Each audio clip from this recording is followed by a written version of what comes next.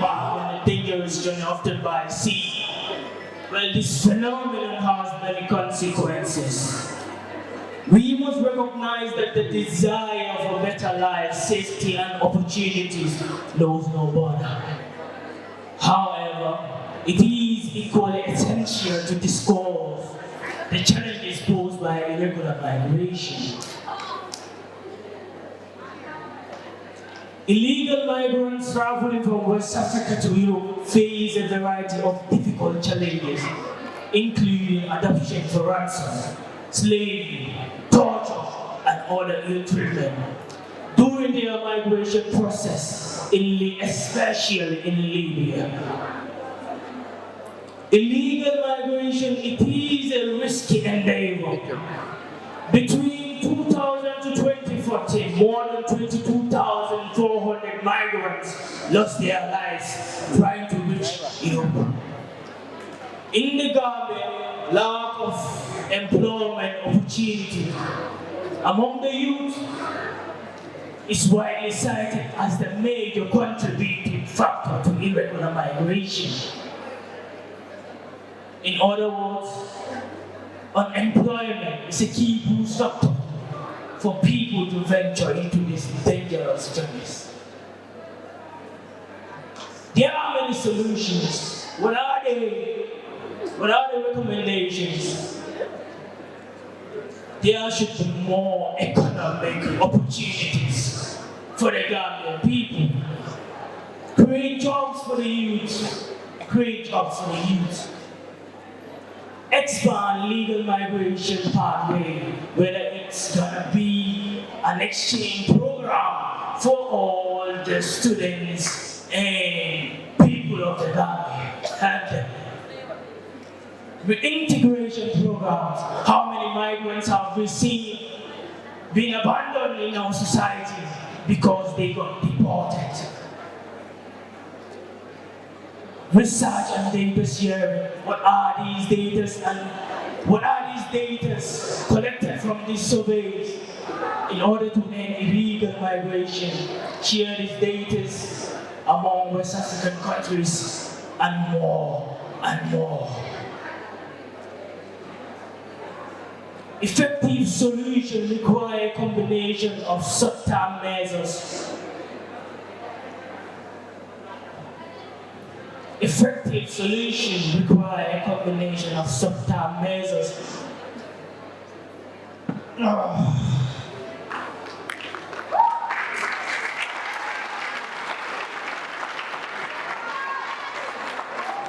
Effective solutions require a combination of short-term measures to discuss the challenges and long-term strategies to tackle the underlying factors. We don't want to sit one day. If we tell gently, all that we shall one day have to tell, who then will hear our voice? Start complaining voice of beggars, who indeed will hear our voice? Action needs to be taken now, before it's too late. The King has spoken.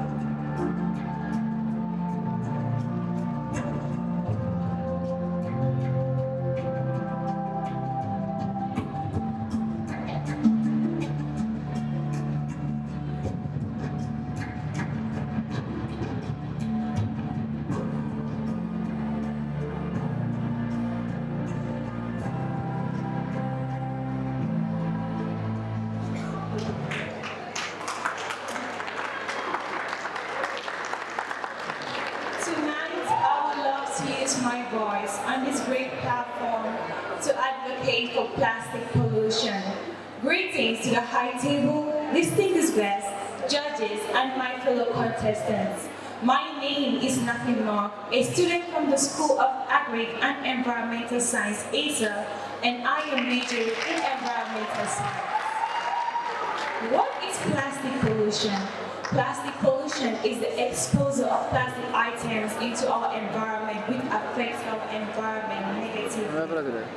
Land plastic pollution, which is caused by the disposal of plastic items on our land, affects our land by just not making us feel sick but also lessening our soil fertility.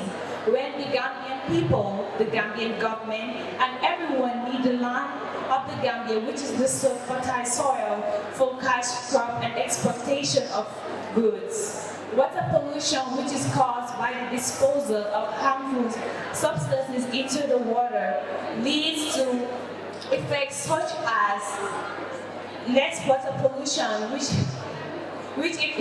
less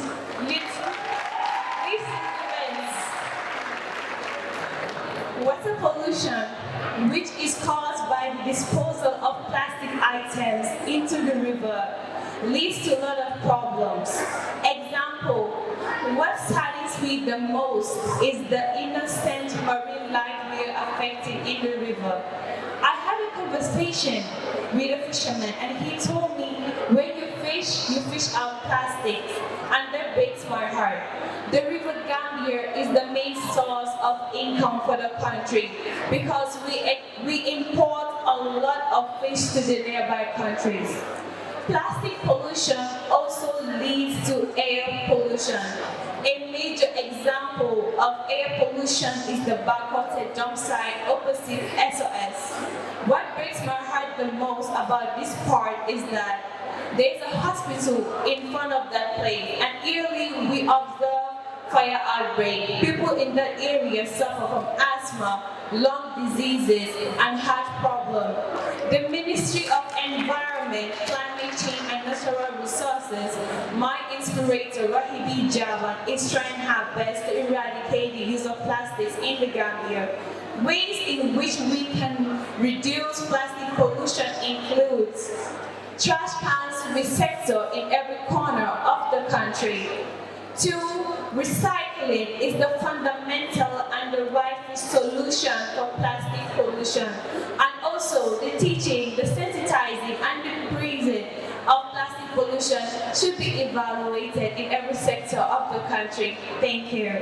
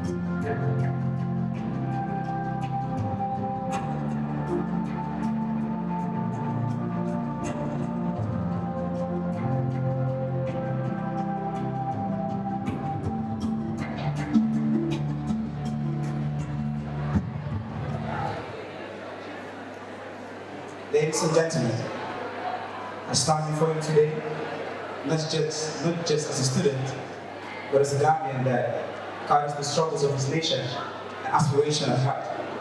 My name is Divan Eze, a secondary student of the University of the Gambia, and I'm representing the School of Information and Communications Technology. I say a warm evening to you all. Today, I'm here to talk about a topic, one that I'm passionate about, that has to do with the development of our nation at large. Yes, providing development through farming. Agriculture goes way beyond just crops and livestock. It's about our hopes and our dreams. Remember, the wise words of George Washington when he said, agriculture is the most useful, most noble, and most helpful employment of man. So if these words sound true, why hesitate to invest your time, resources in that? We know that we face a lot of challenges, ranging from inadequate finance, to climate change, to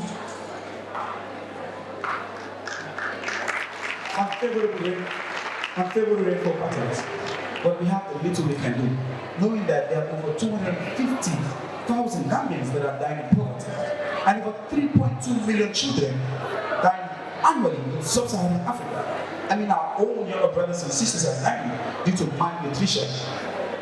Therefore, ladies and gentlemen, let us do the little we can do by investing our time to learn about agriculture, by supporting our local farmers, by not just being distant spectators, but by being loyal supporters, by buying their goods. Let us also advocate for government initiatives when it comes to that sector. Remembering that agriculture is not just a sector in the Gambia. It is one that affects every other sector, ranging from the health sector to providing employment for unemployed Gambians, to providing global recognition, to opening doors for technology in the Gambia. Yes, the saying goes that two heads are better than one. Therefore, ladies and gentlemen, we urge the government to support us in different ways. They can provide loans for our local farmers. They can look for markets in the global market to export our quality goods. We also ask the government to provide facilities, ranging from irrigation facilities to storage facilities and good roads. Yes, by doing so, we're going to make our country wealthy. The saying by Samuel Johnson says, and I quote, agriculture doesn't just bring riches to a country, but it's the only rich that a country can call her own. I'm sure we all want to call our own. And yes, agriculture is the way. Therefore, ladies and gentlemen, let us invest our time, effort, resources, knowing that by doing so, we're going to give hope to the 8% insecure Gambians when it comes to food. And also, we're going to support and help the economy of the Gambia at large. Thank you all, and may we continue to love our great nation with the agricultural sector.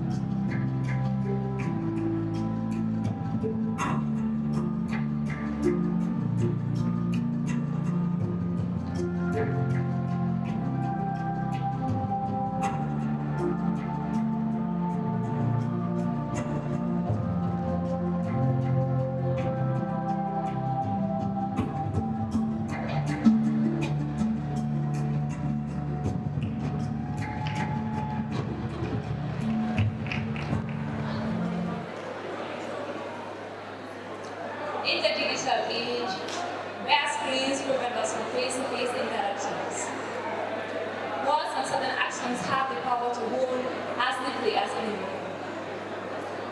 Panel of judges, beautiful ladies and gentlemen, good evening to you all. My name is Asietu Biture, a third-year computer science student, and I am representing School of ICT.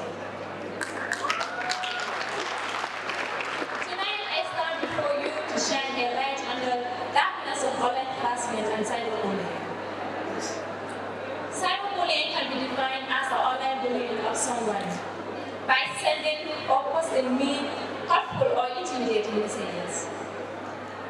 And online harassment is any form of harassment, such as cyberbullying, revenge porn, sextortion, that is being done repeatedly using digital technologies to harm, shame, or scare an individual. These form of problems not only affect individuals' well-being, particularly our youth, but also the creation of a compassionate and a safe online environment. Online harassment and cyberbullying have reached an alarming levels in our digital age, which we need to do something about. And the first thing we need to do to combat this problem is to raise awareness. Personal education is the key. And we must empower individuals with the knowledge of the harmful effects of online harassment and cyberbullying, and the importance of digital empowerment. According to a survey conducted by the Government Cybersecurity Alliance in 2020, approximately 62% of the Gambian internet users reported experiencing some form of online harassment and cyberbullying. And the Gambian Police Force reported receiving approximately 200 formal complaints between the years 2019 to 2021, with the unreported cases presumed to be significantly higher. We must understand that online harassment and cyberbullying have real consequences. It can lead to anxiety, depression, and in the worst cases, even suicide. I believe no one should ever endure such pain and suffering in the digital world. A world that has been made for learning, connectivity, and empowering each other. With that being said, it is important that strong legislations are put in place. People that harass and bully other people should face whatever consequences are there for them. Only then will the victims receive the justice they deserve. So, ladies and gentlemen, it is important that we work together to put an end to online harassment and cyberbullying, and make the internet a safe space for learning, connectivity, and empowering each other instead of harming each other. Thank you so much.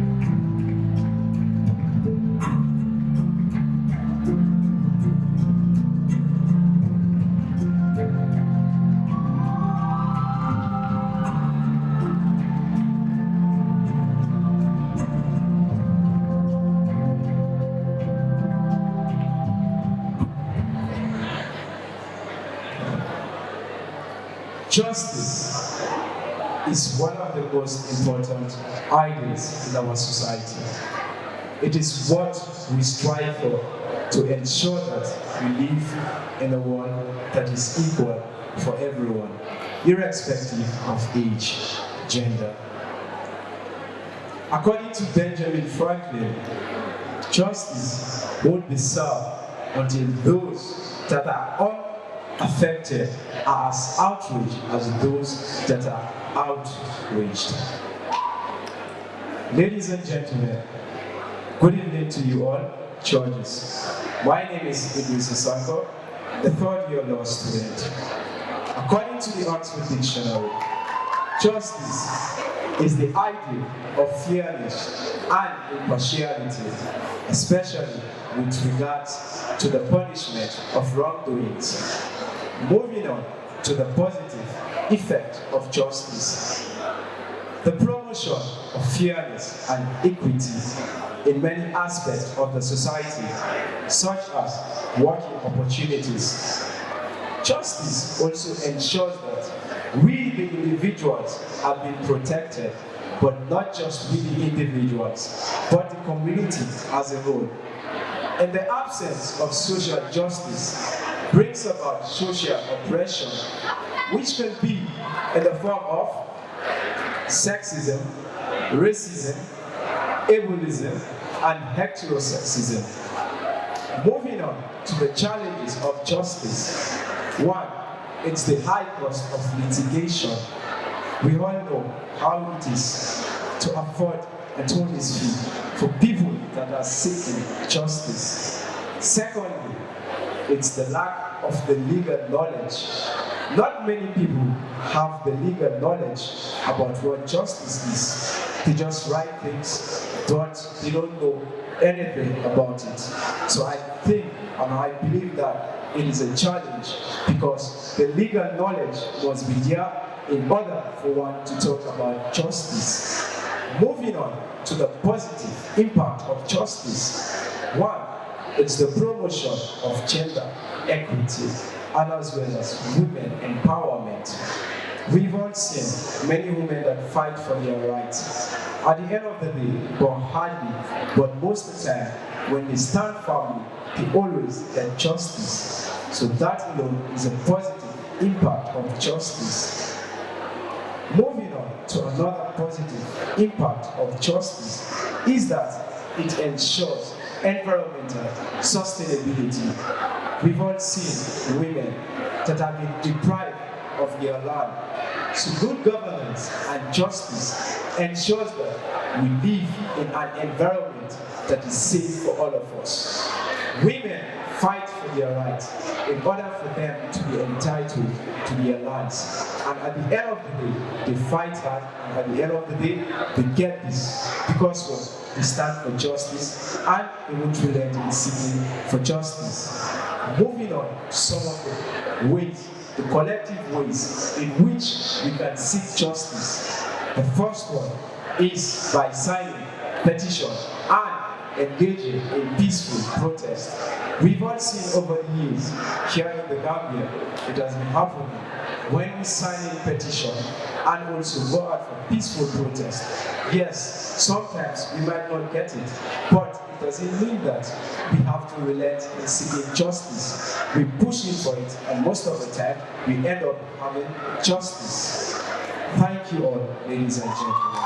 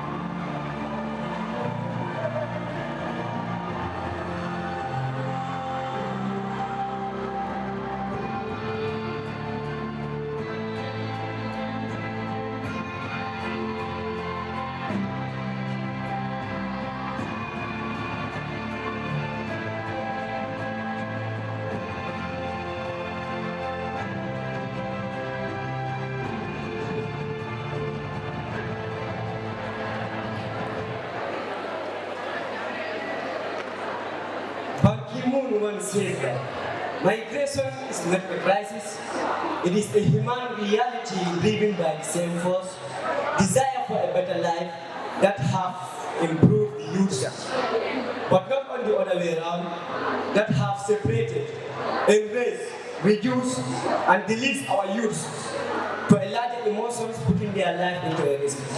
However, if much is your depth of core, standing here, I am Abdullah Siribe, a student of UTG representing education. Panel of judges, my platform of advocacy is migration. It is a complex and a continuous issue with social, political, economic policies, and the government often make a concern to this issue, which is a major problem to the country and the world at large. Panel of judges, ladies and gentlemen, after making research, putting things into documentation, statistics have proven that 4 of the top 5 host countries of Gambia, refugees and migrants live in Europe. As of June 2020, 22,840 Gambians in Italy, 19,849 in Spain, 15,835 in England. Ladies and gentlemen, UK Statistics of National has stated that there are 20,000 Gambians migrants in UK, but a recent study has stated that there are 26,827 migrants in Italy. Therefore, this constitutes about 60% of the Gambian global diaspora. Ladies and gentlemen, migration can be caused by different factors, which includes loss of job opportunity, conflicts, persecution, and human rights abuses. Ladies and gentlemen, this causes a lot of effects in the Gambia and the world at large. And the number one effect of it is it causes the separation of families, which causes psychological and emotional stress. Migration causes the exploitation of migrants due to low wages and lack of job opportunity. Migration causes the loss of skilled labor, and also lack of legal status can restrict access to education, healthcare, and social services. Therefore, as a researcher, I have researched some of the solutions of migration. And these solutions include, first, we have to promote peace and political stability, which can help to combat forceful migration due to conflicts and persecution. We can combat migration by expanding legal avenues for migration to flow easily. And also, we can inform the public about the importance and the challenges of migrations, which can help to combat xenophobia and promote more welcoming attitudes towards migrants. Therefore, if I am crowned the king of UTG, I will ensure that I collaborate with the government and assist them in making also that migration happens within the boundaries of the law in promoting peace and stability in the country. And also, I will collaborate with IOM to promote legal, safe, and regular migration in the country. Thank you for your wonderful attention.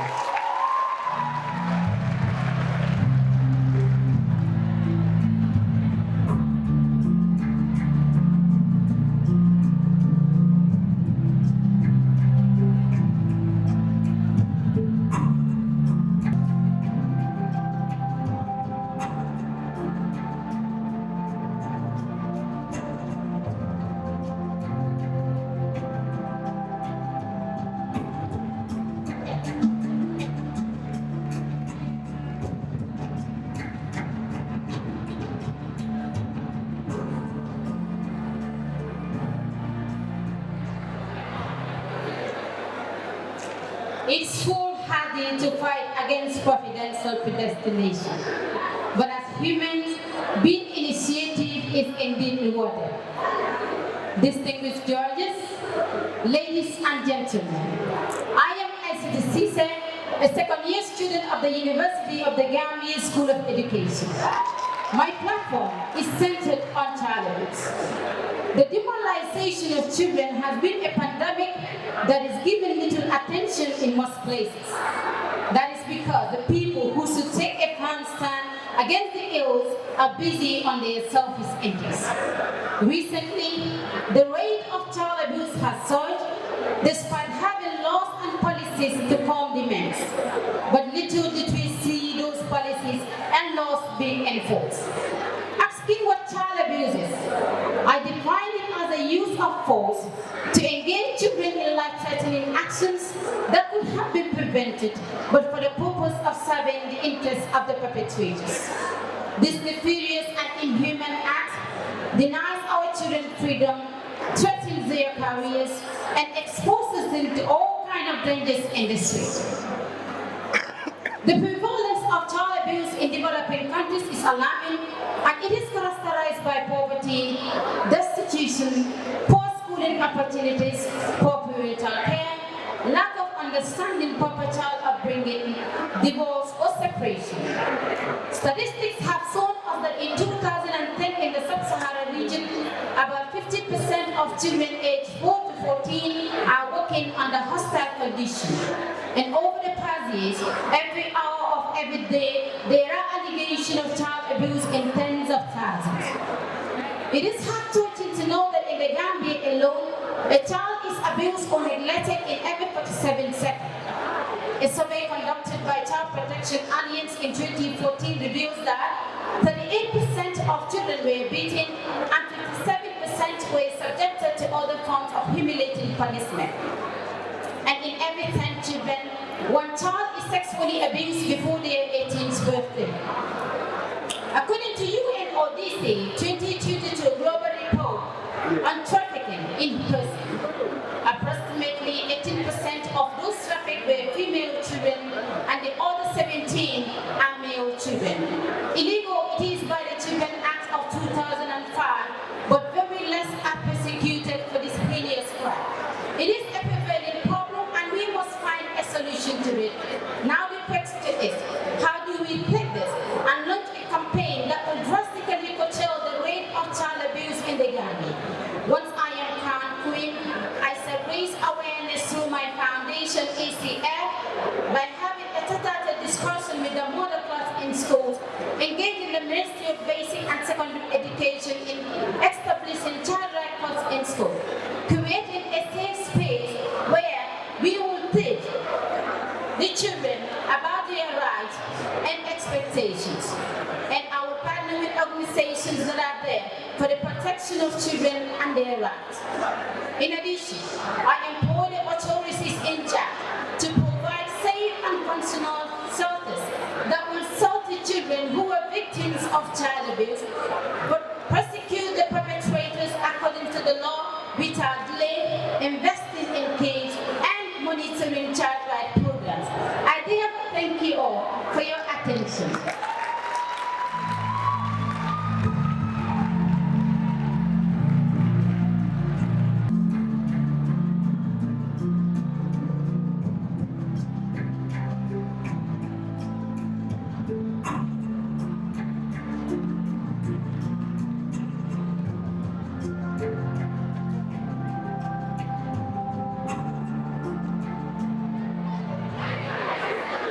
Good evening, ladies and gentlemen.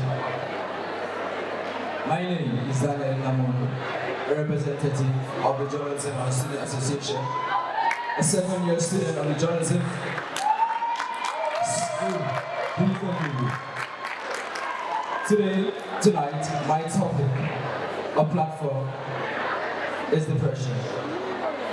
For those who do not know, depression is a major concern in our community.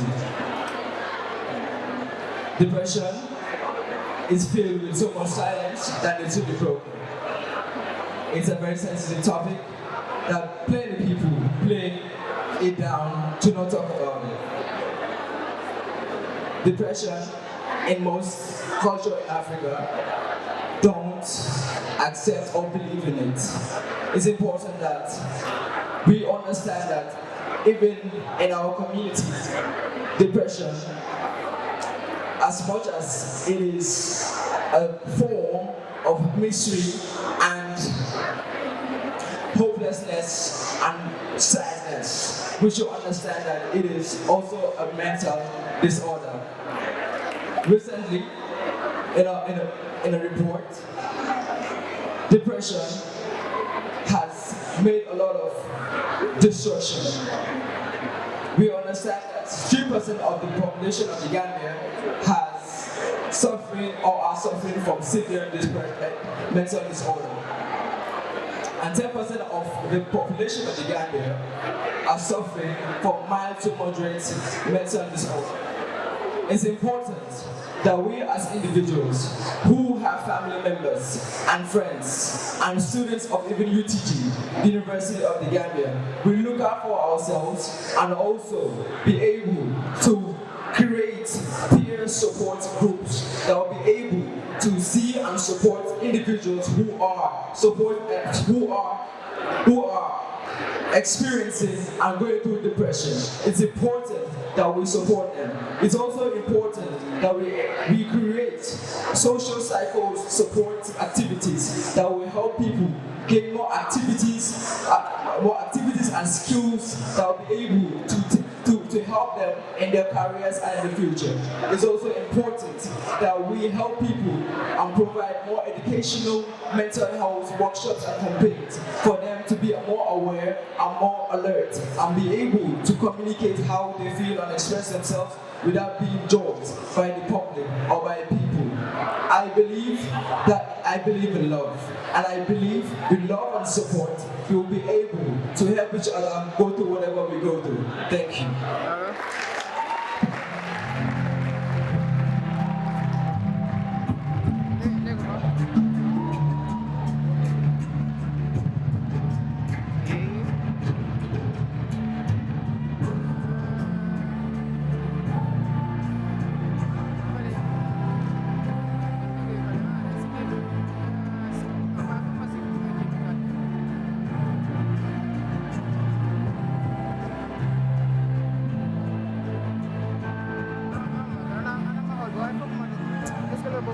Ladies and gentlemen, we would kindly like to ask you guys to reduce the noise.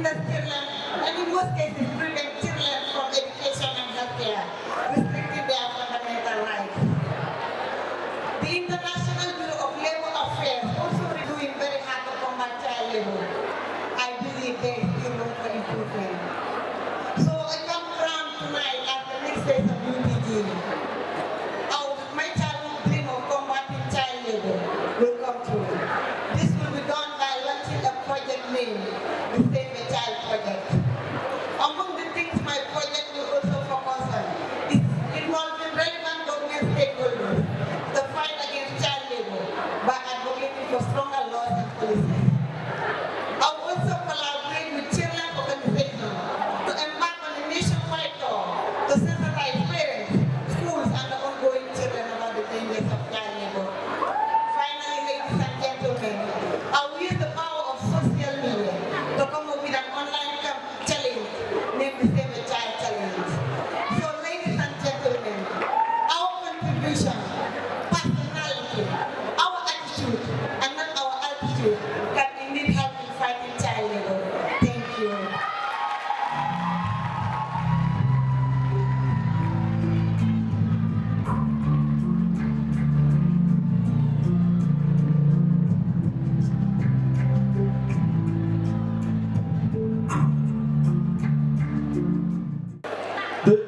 Against Gender-Based, the Network Against Gender-Based Violence, and the National Human Rights Commission, and the likes, I'll be able to gain support to push this agenda forward and make sure that silence is never the answer when you're victimized. In conclusion, I would like to say that in order to build a gender-equal society, to promote and put an end to all forms of gender abuse, be it male or female, because compassion knows no gender, I do believe that we can work together and make sure our societies are free and free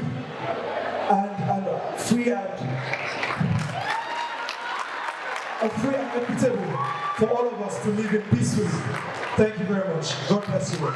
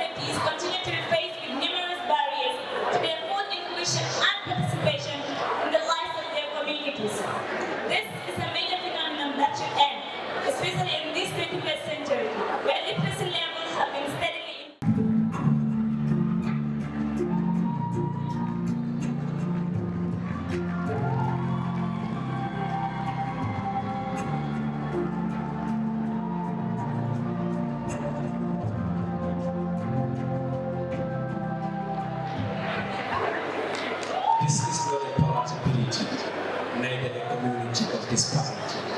We the blacks must bear in mind that our cause is our pride. We must bury our cause. Greetings, impeccable panel of journalists, Mr. Chairman, ladies and gentlemen, lovely audience, and respectable stalwarts from different institutions. My name is Abdukoma, contestant number 8. And my platform for today will be centered on universal racism and black lives. I will define universal racism as a selfish fraternity that embraces inequality, which is propelled to suppress the black society. There is no deniability that the black society are in a parallel discrimination in world pageantry. On the 12th of December 2019, some black pageants reported to BBC. Among them are Miss Tulsi of South Africa was massively discriminated when she was called Miss Universe. Despite the capacious efforts done by the good law, we are still in tribulations.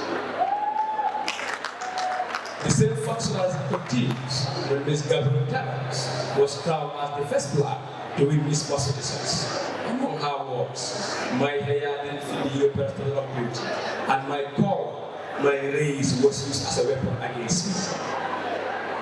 According to Kickoff Statistics 2022-2023 census, 47.3% of blacks face coercion. The humiliation of black continues. The newly crowned of Miss Algeria, Miss Khadija bin Hamor, said beauty in Algeria and other African countries is defined by coercion. Ladies and gentlemen, universal racism is the destroyer of peace and the bringer of domination. Because of universal racism is partisan greed and selfish egocentrism. Once I'm privileged, I would create an association called YGMR, Young Gambian Movement Against Racism. My concern is I don't want Gambian pageants to face the same discriminations like other civilizations. Once I'm privileged, I would create a war where blacks will contest with ourselves. I will do justice for blacks who get back their call. Once I'm privileged, I will close our racialism and liberate equality. I will speak on the behalf of the entire Negro bloc. We are tired of the slow pace of disparity. I am here to defend pacifism. I thank you.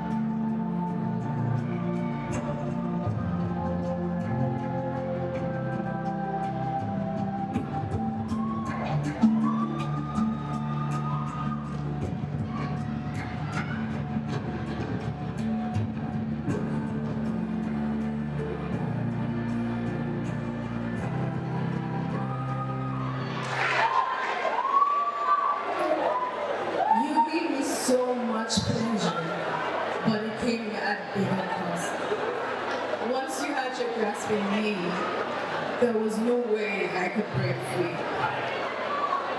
So many regrets I have.